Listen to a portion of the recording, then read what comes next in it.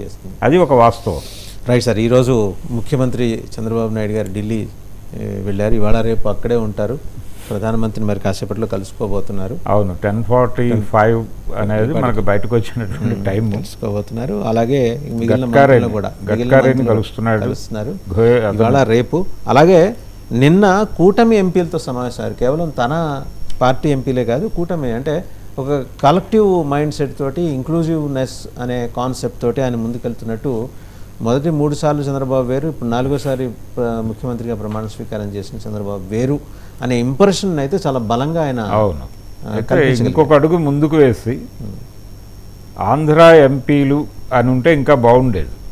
అంటే వైఎస్ఆర్సీపీ ఎంపీలు కూడా ఎలాగూ వాళ్ళు కూడా ఎన్డీఏ క్యాంప్కే ఓటేశారు. మన వాళ్ళని కూడా ఆహ్వానించే ఉంటే, అంటే వాళ్ళు ముఖ్యమంత్రి హోదాలో ఆయన ఆహ్వానించుంటే బాగుండేది. నిజానికి వాళ్ళు వస్తారా రారా అనేది వేరే గొడవ.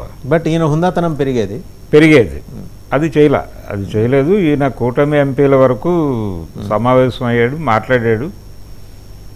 దీంతో పాటు ఆయన చాలా విషయాలు మాట్లాడటానికి వెళ్ళాడు. ఈ రోజున పీయూష్ గోయల్ని కూడా కలుస్తున్నాడు, గడ్కరీ గారిని కలుస్తున్నాడు.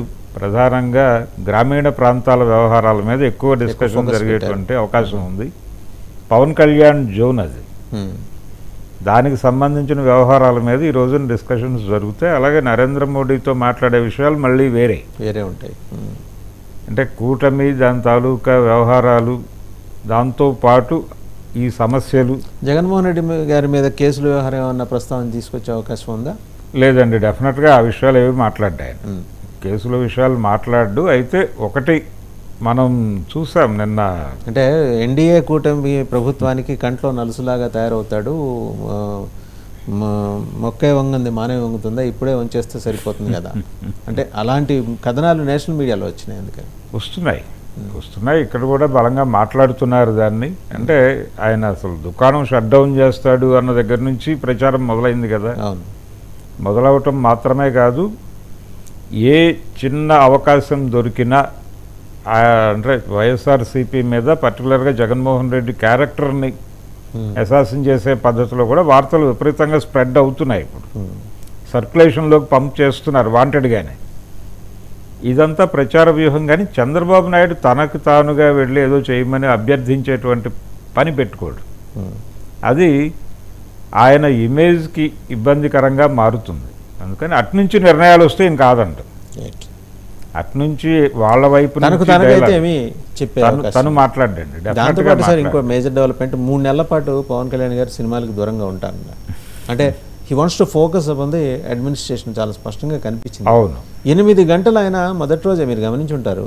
ఛార్జ్ తీసుకున్న రోజు 8 గంటలు ఆయన తన సీట్లోంచి కదలలేదు. పూర్తిగా స్టడీ కోసం తన డిపార్ట్మెంట్స్ ఏంటి, ఎలా పనిచేస్తాయి, అది అధ్యయనం చేయడం కోసం పెట్టాడు. నిన్న ఒక ఇన్సిడెంట్ చూసాం మనం పవన్ కళ్యాణ్కి సంబంధించి. ఆయన కాన్వాయ్ పెడుతుండగా ప్లకార్డులు పట్టుకొని నిలబడి ఉన్నారు యువతల. ఆయన కాన్వాయ్ ఆపి దిగి వెళ్ళిపోయి వాళ్ళతో మాట్లాడాడు. ఏంటి అసలు మీ గొడవ ఏంటి, మీ ఇష్యూ ఏంటి, నాకు కొంత మీరు ఎక్స్ప్లెయిన్ చేయగలిగితే నేను వెళ్ళి మాట్లాడతాను ఎవరితోనైనా అని. ఈ వాతావరణం మనకి గత ప్రభుత్వంలో ఎక్కడా కనిపించలేదు. అంటే జగన్మోహన్ రెడ్డి పాలనలోనూ కనిపించలేదు, అంతకుముందు ఉన్నటువంటి చంద్రబాబు గారి పాలనలో కూడా కనిపించలేదు.